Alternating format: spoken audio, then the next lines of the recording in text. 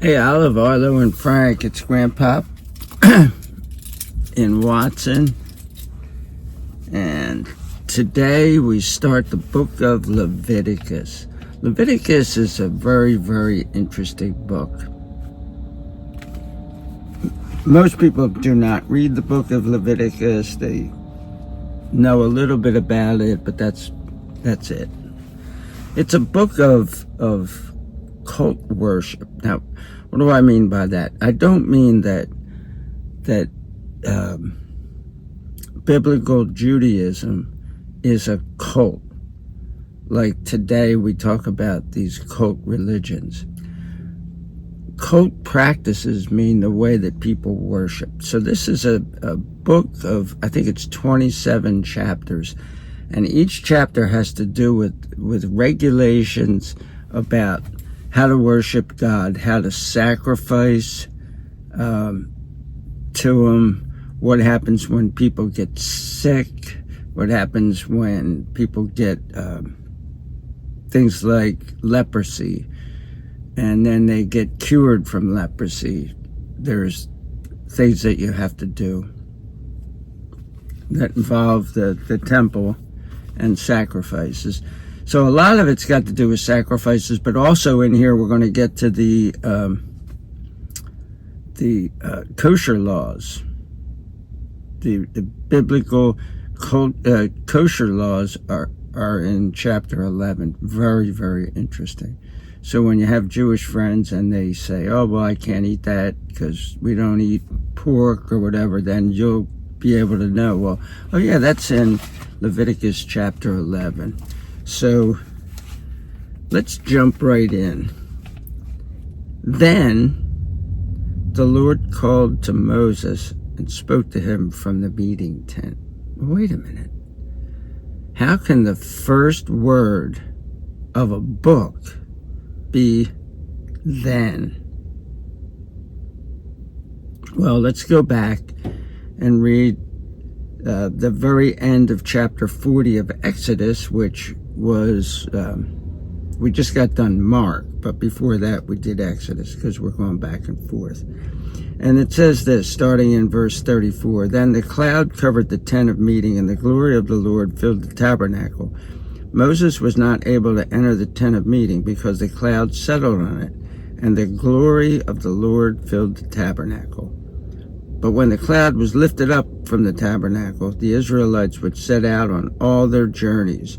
But if the cloud was not lifted up, then they would not journey further until the day the Lord was on the for the cloud of the Lord was on the tabernacle by day, but fire would be on it at night in plain view of all the house of Israel throughout all their journeys. So that's the very last thing at I guess it's Sinai. And now they're going to, boom.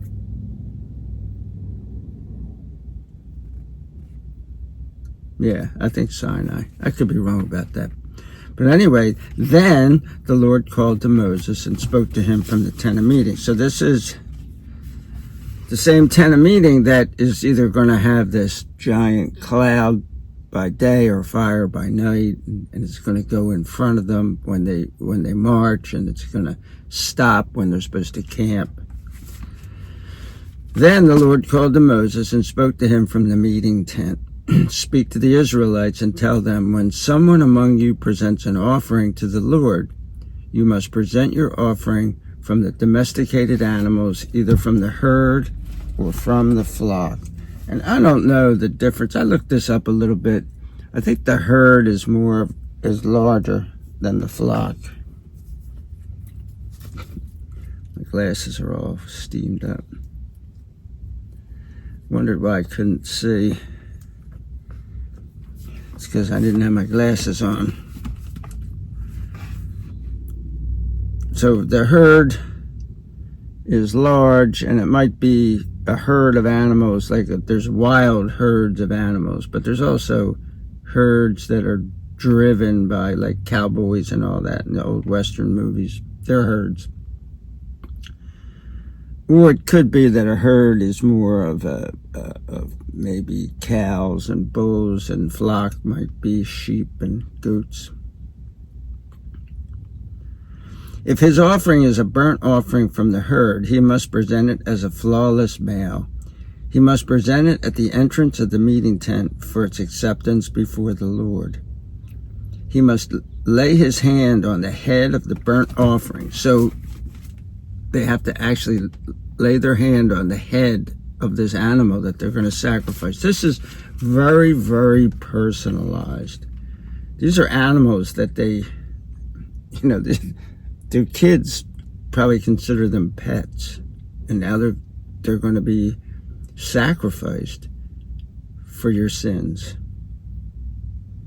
And they actually, it says you place their hand on it, but they push hard against it. That might have been where cow tipping started. If you don't know what cow tipping is, Google it. Go on YouTube and put in cow tipping. If his offering is a burnt offering from the herd, he must present it as a flawless male. He must present it at the entrance of the meeting tent for its acceptance before the Lord.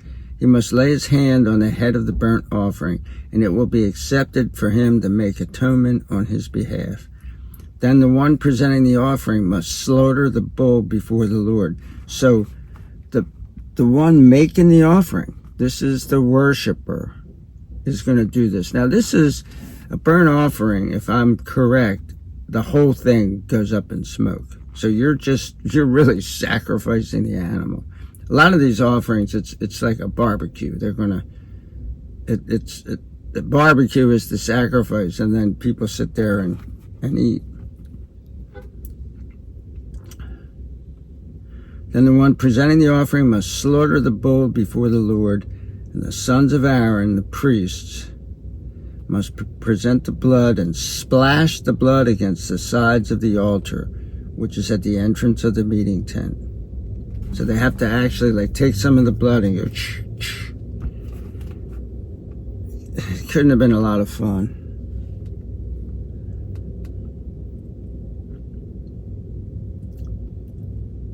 Next, the one presenting the offering must skin the burnt offering and cut it into parts. And the sons of Aaron, the priest, must put fire on the altar and arrange wood on the fire.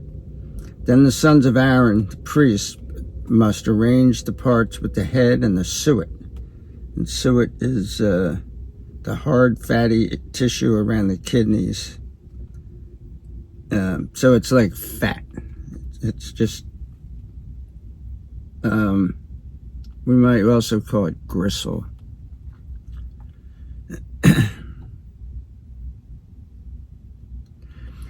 Then the sons of Aaron, the priest, must arrange the parts with the head and the suet on the wood that is in the fire on the altar. Finally, the one presenting the offering must wash its entrails, and that's the insides, the internal organs, and its legs in water, and the priest must offer all of it up in smoke on the altar. It is a burnt offering, a gift of a soothing aroma to the Lord. Now, God's not sniffing this, but in a way he was. If this offering is from the flock for a burnt offering, from the sheep or the goats, he must present a flawless male and must slaughter it. So I think it is the sheep and goats of the flock. He must present a flawless male and must slaughter it on the north side of the altar before the Lord. And the sons of Aaron, the priests, will splash its blood against the altar sides. Next, the one presenting the offering must cut it into parts with its head and its suet, and the priest must arrange them on the wood which is in the fire on the altar.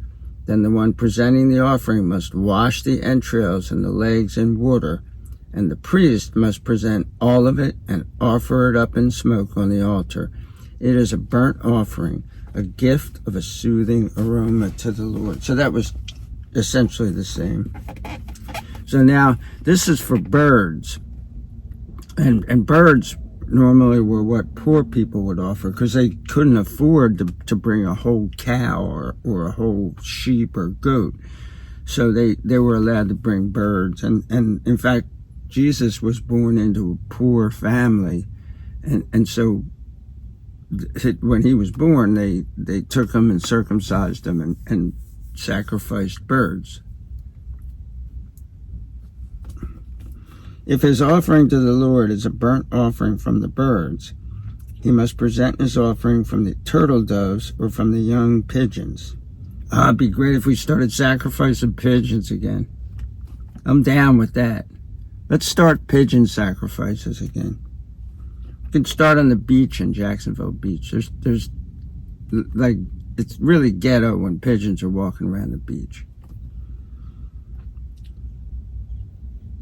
The priest must present it at the altar, pinch off its head, and offer the head up in smoke on the altar, and its blood must be drained out against the side of the altar. Then the priest must remove its entrails by cutting off its tail feathers and throw them to the east side of the altar into the place of fatty ashes and tear it open by its wings. I think the priests are having too much fun doing this. Tear it open by its wings without dividing it into two parts. So they're actually what is that? Spatchcocking the pigeon or the turtle dove. Spatchcock is when you remove the backbone and you just open it up. It's sort of like you're butterflying a whole chicken. Finally, the priest must offer it up in smoke on the altar on the wood which is in the fire. It is a burnt offering, a gift of a soothing aroma to the Lord. So next we're going to look at some grain offerings and then peace offerings, and we're going to go into, as I said, the cult worship of the nation of Israel as they're wandering through the desert. Until then, peace out.